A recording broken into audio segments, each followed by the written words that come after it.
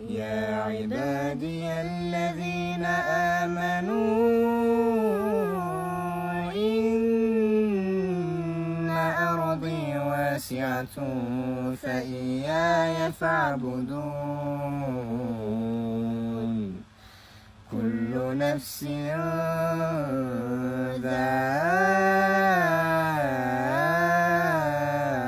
ذائقة الموت